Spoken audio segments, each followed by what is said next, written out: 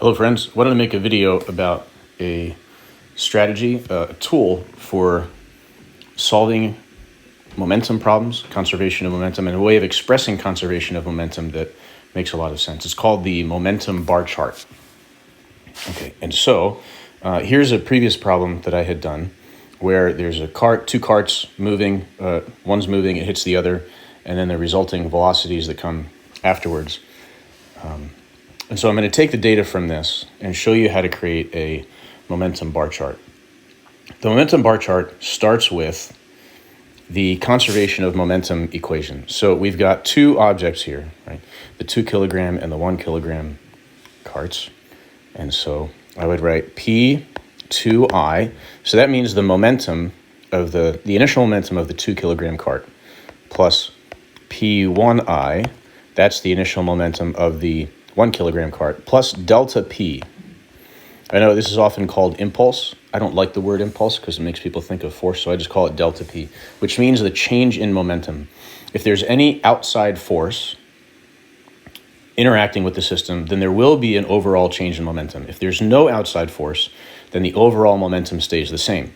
And that's just an expression of the conservation of momentum law, right? In the absence of an external force or an external interaction, the total momentum of the system stays the same.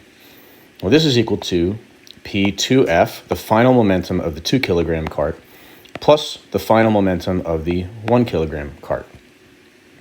And this is kind of expressed here with what's going on, right? Here also, right? I just hadn't put the symbols of plus and equals and all that stuff. So I write it out. And I have the values for this already. All right, P2I is 8, P1I is 0, and then 4. And now I know the other object's momentum is also 4. So I create a chart here. At the equal sign, I put a solid line to separate the two sides of the equation.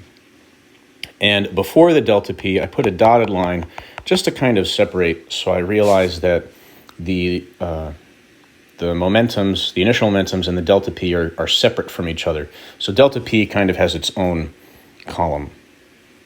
And then here's my 0 line. Okay, so P2I, the initial momentum is 8. So I make a bar for this. And this represents 8 kilogram meters per second. Okay, and then P1I, the initial momentum of the 1 kilogram cart, is 0. So I just put a little line there and I write a 0 to indicate that that's 0. In this case, the delta P was 0. There was no overall change in momentum in the system from one side to the other. So I'm also going to make this 0. The final momentum of the 2 kilogram cart, as I had calculated, 2 kilograms times 2 meters per second, is a total of 4. So I'm going to make another bar about half as tall as the other bar. I'll label that 4. And then the 1 kilogram cart has a final momentum of 4. So it's 1 kilogram, and I found through my calculations before that it has a momentum of a velocity of 4 meters per second. So this is 4. This is what a momentum bar chart looks like. Now, the important thing to realize is that the equation should work. So this is, now I fill in the numbers, right? 8 plus 0 plus 0 equals 4 plus 4. No matter what, in any situation, that equation should work. Another important note, it didn't show up in this example, is that we can have negative values on the momentum bar chart. So let's say, for example, if the initial momentum of cart 1 had been negative, right? Remember, momentum is a vector. So let's say this was negative 4, right? Then I can have a bar that goes down below. So it could be something like that. I can have negative values.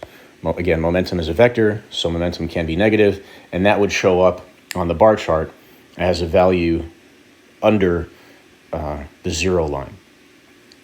And again, this bar chart is helpful for visualizing the momentum of each object, the exchange of momentum, where it comes and where it goes. Since momentum is conserved, we should always be able to keep track of the momentum and know how it's being transferred from one object to the other or going into and out of the system in the delta P, the change in momentum column.